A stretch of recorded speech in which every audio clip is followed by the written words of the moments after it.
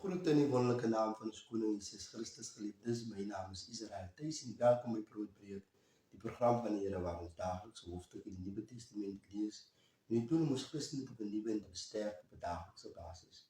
Vandag gaan ons voort met 1 Korintiërs hoofstuk 11 en opskrif lees Paulus gee riglyne vir die erediens.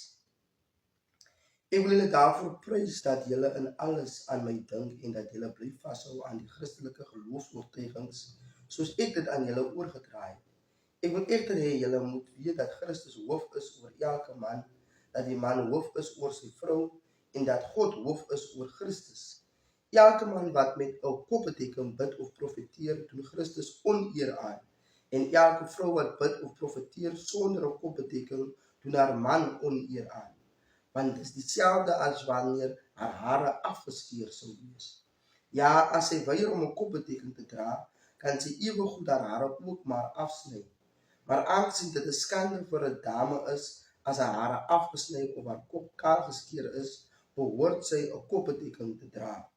'n Man behoort egter nie 'n kopbedekking op te hê wanneer hy aanbid nie, want hy is God se beeld en sieraad.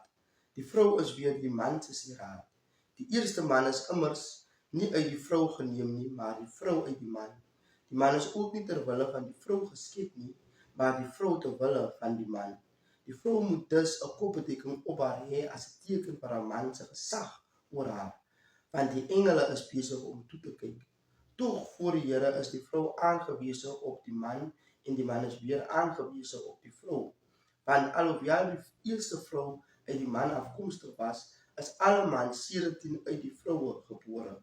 En uiteindelik is alles van God afkomstig. Oordeel julle maar nou self, is dit ordentlik vir 'n vrou om in die erediens met 'n onbedekte kop tot God te bid? Leer julle gevoel van ordentlikheid nie vir julle dat dit vir 'n man oneervol is as hy 'n kopbedekking opsit, maar dat 'n bedekking vir 'n vrou juis 'n sieraad is nie? Lang hare is immers as 'n bedekking vir haar gegee. Maar as iemand hieroor wil argumenteer, ons het in elk geval nie so 'n gebruik nie en ook nie die ander gemeentes van God nie. Wanneer ek nou hierdie volgende saak ophaal, kan ek julle nie prys nie. Want as julle as gemeente bymekaar kom, doen dit meer kwaad as goed. Wat vir my voorop staan is dat ek verneem dat daar groepvorming onder julle is wanneer julle as gemeente bymekaar kom. En in 'n mate glo ek dit. Sulke verdelings onder julle kan selfs nodig wees in die sin dat dit sal uitwys wie die staatmakers onder julle is. As julle dan as 'n gemeente bymekaar kom, is julle duidelik nie daarop ingestel om die maaltyd van die Here te geniet nie. Want by die gemeenskaplike maaltyd eet elkeen haastig sy eie ete met die gevolg dat die een honger bly en die ander een weer dronk word. Hoe is dit moontlik? Het julle dan nie julle eie huise waar julle kan eet en drink nie? Het julle geen respek vir die gemeente van God nie? Of wil julle die arme mense verneder? Wat verwag julle moet ek hieroor sê? Wil julle hê ek moet julle prys? Wel, dit sal ek sekerlik nie doen nie. Dit is wat die Here self gesê het en wat ek destyds aan julle oorgedra het, net soos ek dit ontvang het. In die nag waarin Jesus verraai is, het hy brood geneem en nadat hy God gedank het, het hy dit gebreek en gesê, dit is my liggaam, dit is vir julle, gebruik dit ter herinnering aan my. Net so het hy die wynbeker na die maaltyd geneem en gesê, hierdie beker is die nuwe verbond wat verseël is deur my bloed. Gebruik dit elke keer as julle daaruit drink, ter herinnering aan my. Want elke keer as julle hierdie brood eet en uit hierdie beker drink, verkondig julle die Here se dood totdat hy terugkom.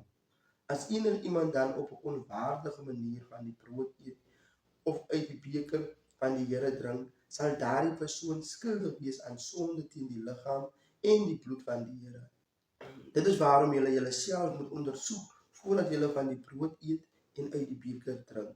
Want as julle sommer so op 'n onbedagsame manier van die brood eet en uit die beker drink, eet en drink julle 'n oordeel oor julleself, omdat julle nie die nodige respek teenoor Christus se liggaam betoon nie.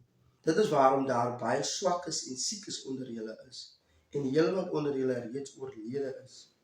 As ons onsself egter vooraf ondersoek, sal ons nie onder God se oordeel kom nie, Maar selfs as ons God se oordeel en dissipline moet verduur, sal ons nie saam met die wêreld veroordeel word nie. Daarom, my liewe broers en susters, as julle vir die maaltyd van die Here bymekaar kom, wag vir mekaar. As julle werklik honger is, eet liewer vooraf by die huis sodat julle nie 'n oordeel oor julleself bring wanneer julle bymekaar kom nie. Die ander kwessies sal ek hanteer wanneer ek by julle aankom. Amen. En daar het ons geskrewe word van God geliefdes. Onthou, die Here is lief vir u.